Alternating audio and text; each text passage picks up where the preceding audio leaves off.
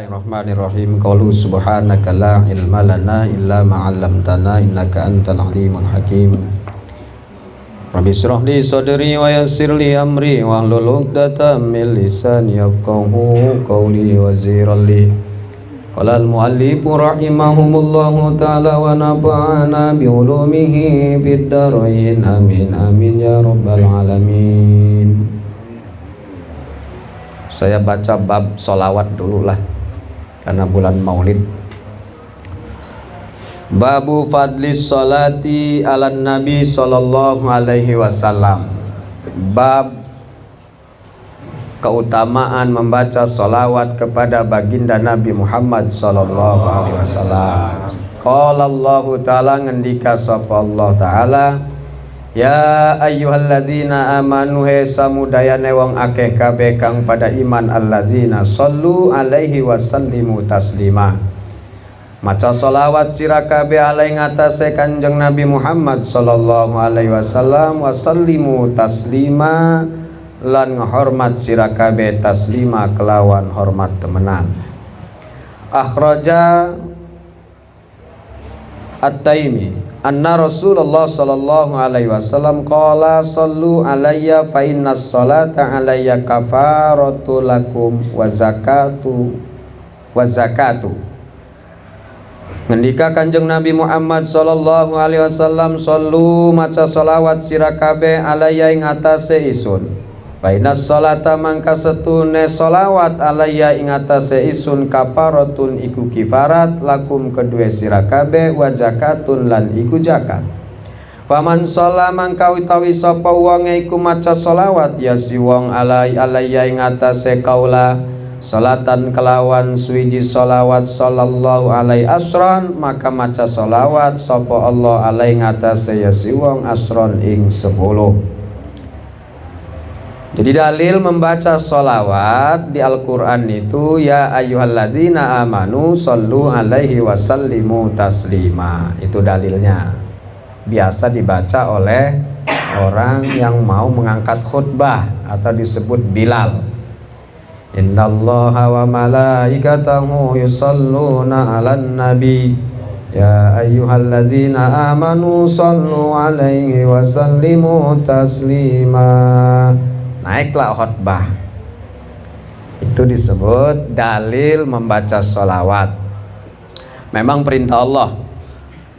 Kemudian dikeluarkan hadisnya oleh At-Taimi anna Rasulullah sallallahu alaihi wasallam, bahwa baginda Nabi pernah bersabda, sallu alayya, maca sholawat sira kabeh, bacalah sholawat kalian alayya kepadaku. Fainas sholata alayya, maka sesungguhnya sholawat kepadaku itu kafaratun menjadi kiparat lakum untuk kalian semua. Jadi membaca sholawat itu kiparat bagi kita. Kiparat dosa-dosa kecil, bukan dosa besar, bukan dosa rampok. Ngerampok kiparatin aja baca sholawat, bukan. Jadi sholawat itu kiparat dosa kecil. Wa zakatun, dan menjadi zakat bagi yang nggak mampu. Maksudnya dia tidak mampu mengeluarkan zakat dalam setiap tahunnya, maka bacalah sholawat.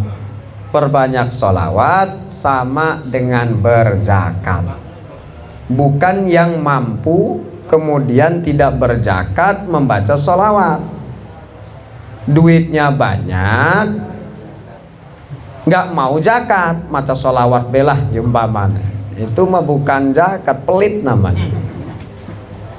Wajib kalau dia mampu, seperti zakat usaha, zakat dagang, zakat fitrah, kemudian zakat ternak, zakat palawija, wajib hukumnya. Jika dia zakat dagang maka dia per tahun.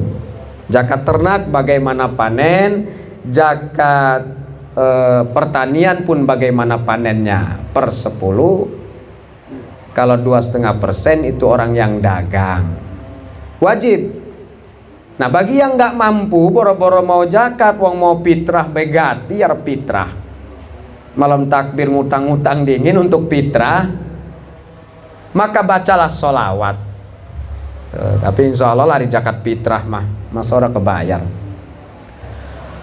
Paman shalla alayya, maka siapapun yang membaca sholawat kepadaku satu kali saja, maka Allah balas 10 kali. Satu kali kita membaca sholawat kepada baginda Nabi, Allah membaca sholawat kepada kita 10 kali. Itu hebatnya baca sholawat. Belum tentu kita sholat diterima, tapi kalau sholawat pasti Allah baca sholawat 10 kali. Itu janji Nabi. Sedangkan Nabi mustahil bohong. Yang tukang bohong mah bukan Nabi berarti. Kita nih tukang bohong kan. Tapi kalau Nabi nggak pernah bohong. Kalau bohong bukan Nabi namanya. Berarti kalau membaca sholawat 1 kali 10, berarti kalau 2 kali 20, ya tinggal dikali saja. Ketika Allah membaca sholawat kepada kita, bukan berarti Allahumma sholli ala umpamanya Mang Soleh, bukan begitu. Allah merahmatinya 10 kali rahmatan, diberkahi oleh Allah 10 kali dalam membaca sholawat 1 kali. Berarti tadi aja sholawat tuh awal manakib 100 lebih itu. Sudah kali aja 10, 100 kali 10. Sallallahu ala Muhammad, sallallahu ala Muhammad, sallallahu ala Muhammad, sallallahu ala Muhammad. 100 kali dibalas 10 kali lipat. 1000 berarti Allah membaca sholawat kepada kita. Wa Ahmad atani atin min Rabbi azza wa jalla faqala man shalla alaika min ummatika sholatan kataballahu lahu biha asra asanatin. Siapa yang membaca sholawat kepadamu 1 kali dari umatmu, maka Allah menulis 10 kebaikan. Wa maha anhu, Allah melebur 10 keburukan. 10 kebaikan diberikan oleh Allah, 10 keburukan dihapus oleh Allah. Wa rafi'alahu asra darajatin, Allah angkat 10 derajat. 1 kali sholawat Allah angkat 10 derajat. Wa radda alaihi mislaha, Allah menjawab sholawatnya seumpamanya. Sumpama Allahumma sholli ala Sayyidina Muhammad wa ala ali Sayyidina Muhammad, kepadamu juga kata Allah 10 kali, kepadamu juga, kepadamu juga. Ya Allah, Allahumma sholli, limpahkan curahan rahmatmu kepada baginda Nabi Muhammad sallallahu alaihi wasallam, kepadamu juga kata Allah, kepadamu juga, kepadamu juga. 10. Kita 1 kali ke Nabi. Kemudian 100.000 kali Allah merahmati kita.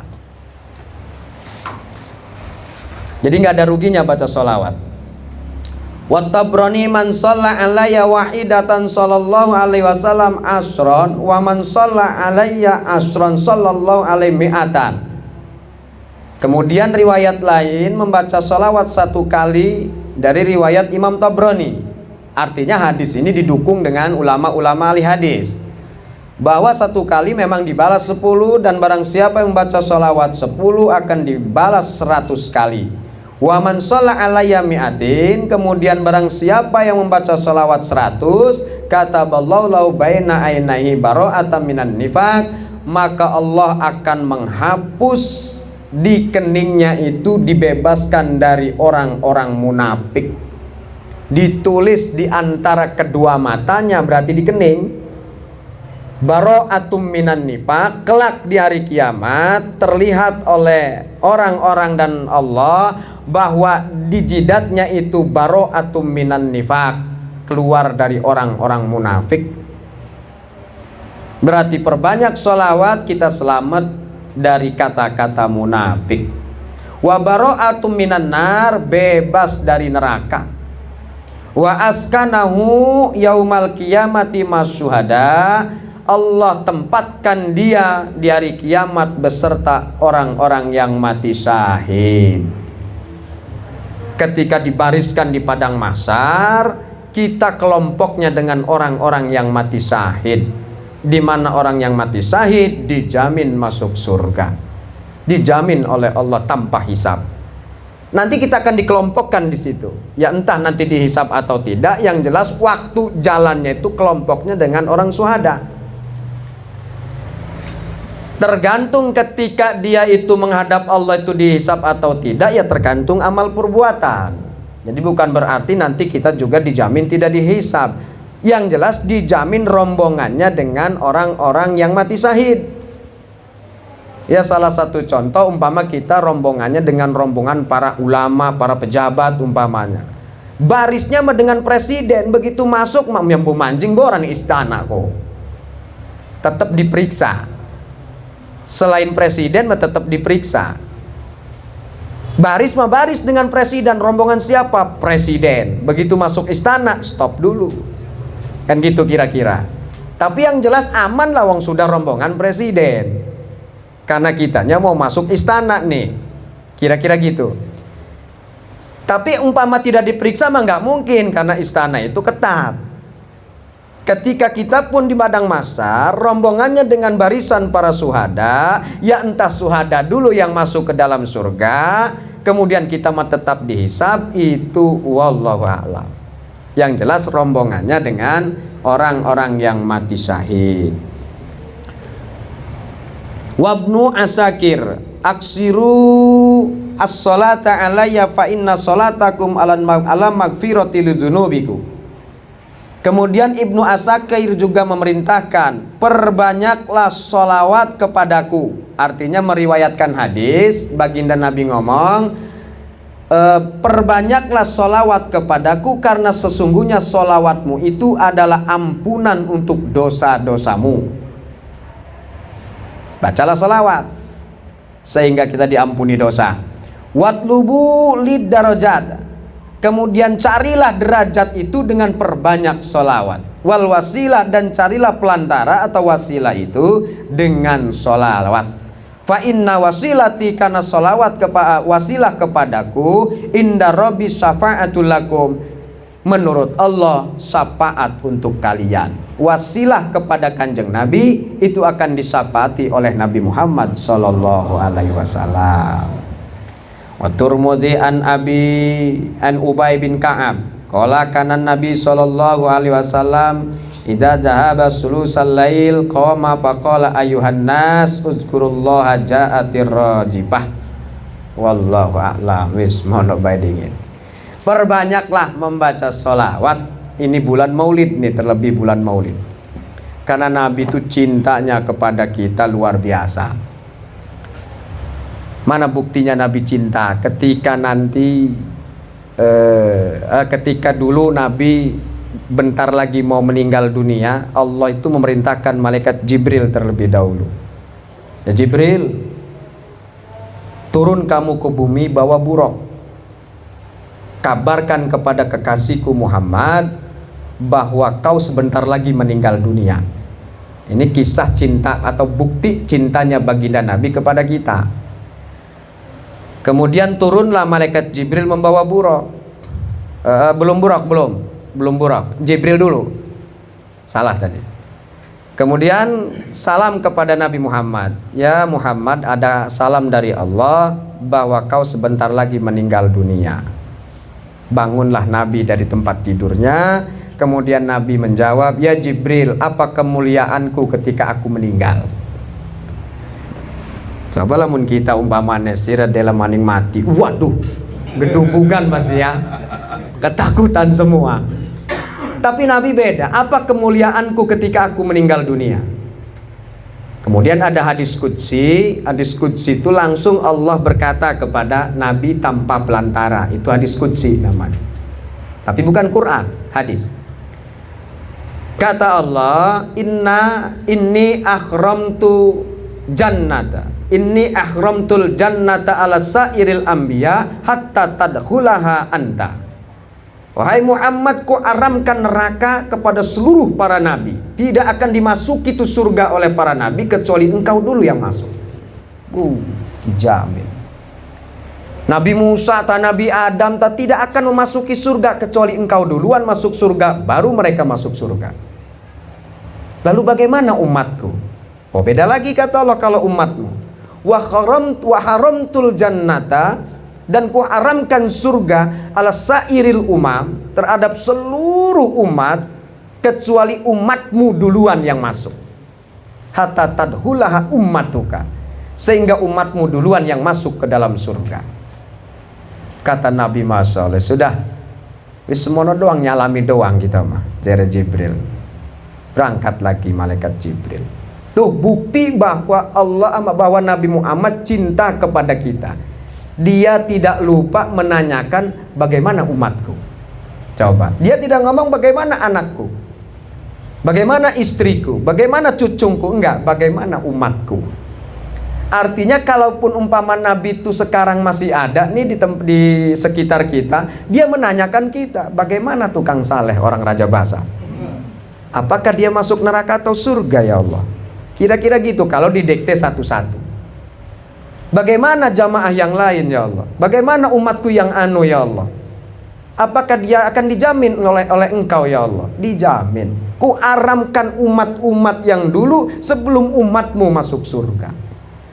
Jadi umat Nabi Musa nggak akan masuk surga kecuali Mang Saleh duluan masuk surga. Berkat siapa tuh? Berkat baginda Nabi Muhammad Sallallahu Alaihi Wasallam. Kemudian juga dibuktikan lagi ketika kiamat. Allah manggil Jibril lagi, Jibril, ini kiamat sudah terjadi, udah hancur-hancuran tuh kiamat. Kan dibangkitkan lagi itu ya, malaikat-malaikat dibangkitkan lagi. Kemudian malaikat Ridwan pertama dipanggil oleh Allah, Ridwan, siap Tuhan, labaik. Ada apa Tuhan? Perintah, hias surga seindah mungkin, baguskan itu surga. Untuk siapa ya Rabb? Untuk kekasihku Muhammad. Masya Allah. 86 ya Allah, langsung berangkat, dihias untuk Muhammad. Manggil malaikat Malik, Malik, siapa duga? Labbaik. Ami datang, maksudnya labbaik itu. Panaskan api neraka, kipas lagi, kan uwis ya Allah. 3000 tahun ku kipasin tuh malaikat itu. Kipas maning. Untuk siapa? Untuk orang yang tidak melakukan apa yang diwajibkan oleh aku, yang meninggalkan sholat, yang meninggalkan puasa Ramadan, yang meninggalkan zakat padahal dia mampu, dia nggak mau berangkat haji padahal dia mampu. Kumasukkan ke dalam neraka. Siap bos, kata malaikat Malik. Itu mah tambahan kita, itu mah aja ditiru. Dia cari kitab tuh nggak ada, siap bos nggak ada, sampai mati nggak ada itu. Dikipasin tuh malaikat neraka itu oleh malaikat Malik. Jibril dipanggil, Jibril, Mikail, talu, kemari. Siapa duka? Labbaik. Wih, tugas juga rupanya kita, ceret Jibril. Ambil buruk, turun ke bumi. Ini semua sudah hancur, bumi sudah hancur, sudah diratakan tuh bumi. Artinya wa akhrajatil ardu asqalaha wa qalal insanu malaha idza zulziratil ardu ziljalaha wa akhrajatil ardu asqalaha. Artinya sudah kiamat, sudah hancur lebur alam semesta. Jadi bumi pada saat itu bukan bumi yang ini, sudah hancur lebur, sudah padang mahsyar, diganti dengan bumi yang lain oleh Allah, dan itulah alam akhirat. Turun kamu ke bumi, bawa buruk dengan Mikail, cari kekasihku Muhammad, makamnya maksudnya. Waduh, merengen kayak berangkat Jibril perintah itu. Berangkat nih bumi, siap 86 berangkat deh. Cari, bingung di perjalanan tuh ngobrol kan. Ya masa nggak ngobrol pemenang-menang kan nggak mungkin ya. Diam-diam aja. Naik buruk, serut aja ke bumi. Bril, gimana nyarinya ini? Jadi Jibril, buya perengen kin ada GPS ora, kira-kira gitu lah ya. Tambahan itu. Kemudian dicari ke timur, ke barat, ke utara, ke selatan, yang nggak ketemu. Jibril itu yang nyari. Maka ini aneh kalau orang-orang yang tukang nerawang tuh ya. Jibril baru ke makam Nabi tuh. Jibril tuh. Klemen orang di Terawang kalau Jibril ya. Ces di Terawang konon kan. Dibaca nih apa-apa konon kan. Iki mah dukun merus apa sing maling. Rambutnya keriting, cungurnya pesek, ya kan? Waduh, Dajjal lu duduk gimana wong. Jibril nggak tahu, hingga akhirnya dia sujud kepada Allah. Ya Allah, aku mohon petunjuk ya Allah, saya tidak mampu mencari kekasihmu Muhammad. Langsung sujud dua-duanya Jibril dengan Mikail, terbukalah di hadapannya makam baginda Nabi Muhammad Sallallahu Alaihi Wasallam. Bleg, bangunlah baginda Nabi, ucek-ucek mata Nabi. Ya namanya seperti tidur. Melihat kanan Jibril, melihat kiri Mikail. Lalu Nabi Muhammad bertanya, ya Jibril, ini apa ya Jibril? Ini hari apa? Ini hari kiamat wahai Muhammad. Kiamat Jibril. Iya. Hadza ma wa'adar rahmanu wa sadaqal mursalun. Di surat Yasin tuh. Inilah hari yang dijanjikan wahai Muhammad. Bener ta iki kiamat. Iya ya Rasul. Cius. Jeremy Mikail cius segala. Siapa yang pertama ditanya? Aina ummati ya Jibril. Mana umatku ya Jibril? Waduh, jadi Jibril. Mikail, pengen baru-baru. Saya nggak tahu. Allah hanya merintah kami ya Muhammad membawa buraq untuk menjemputmu masuk ke dalam surga. Saya tidak tahu urusan umatmu. Waduh. Ya sudah, berangkat Nabi Muhammad. Tapi yang diingat pertama umatnya, coba. Bukan anaknya, bukan cucunya, tapi umatnya. Aina ummati ya Jibril. Mana umatku ya Jibril? Padahal kita jarang bersolawat ya sama Nabi kan. Berangkatlah singkat cerita ke dalam surga. Masuk ke dalam surga. Lama prosesnya ini. Walaupun sekilas atau secepat cahaya, tetap lama prosesnya, itu tahunan, ribuan tahun. Karena Nabi Muhammad di dalam surga gelisah. Akhirnya ditegur oleh Allah, ya Muhammad, tidakkah kau bahagia di dalam surgaku? Bahagia ya Allah. Apa yang kurang, fasilitas apa yang kurang di dalam surga? Tidak ya Allah, cukup semuanya, cukup ya Allah. Makan enak, tidur enak, cukup. Lalu apa yang membuatmu gelisah? Umatku ya Allah, kerunya umat kita, orang ditangen-tangen. Jadi masih mikirin umatnya. Lalu mau apa kamu? Saya mau keluar dari surga ya Allah. Saya ingin menjemput umatku. Coba. Metu didadari dari surga, langsung di padang mahsyar, yang pada saat itu mereka semua memohon syafaat kepada Adam, Nuh, Ibrahim, Musa, Isa. Nggak ada yang sanggup. Ketika Nabi Muhammad, ya ummati, kemari umatku, akulah yang akan memberi syafaat kepada kalian. Masya Allah, kanjeng Nabi ku ya. Siapapun pokoknya umat Islam, mau dia tukang mabok, mau dia tukang rampok, yang jelas kalau dia umat Islam dipanggil oleh baginda Nabi. Terus sini.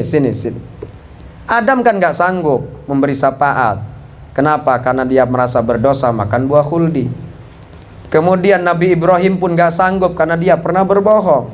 Walaupun bohong itu dalam urusan agama sebetulnya tidak bohong, karena ingin menyelamatkan istrinya. Dikatakan istrinya budak, padahal istrinya. Kemudian Nabi Musa juga gak sanggup. Kenapa? Pernah membunuh Nabi Musa, walaupun itu gak sengaja. Malu di hadapan Allah. Kenapa Nabi Musa membunuh? Pada saat itu orang Bani Israel ada yang berantem, dipisah sama Nabi Musa. Karena nggak nurut, didorong sama Nabi Musa. Karena tangan Nabi Musa mempunyai mukjizat, dorongannya itu membuat mati. Sehingga pernah Nabi Musa tuh kasus kabur lah dicari Firaun. Pidana kalau sekarang, pembunuhan. Tapi nggak sengaja Nabi Musa. Ke Nabi Isa juga nggak sanggup karena dia malu dipertuhankan oleh manusia. Saya malu ya Allah. Saya malu wahai umat, karena saya dipertuhankan. Silakan cari Muhammad. Padahal Muhammad langsung manggil, umatku, kemari, aku yang akan memberi syafaat. Nah pertanyaannya atau hikmahnya, kok kita jarang sholawat? Itu doang. Kanjeng Nabi wis inget nih gitu, tapi kita nggak pernah ingat kepada Nabi.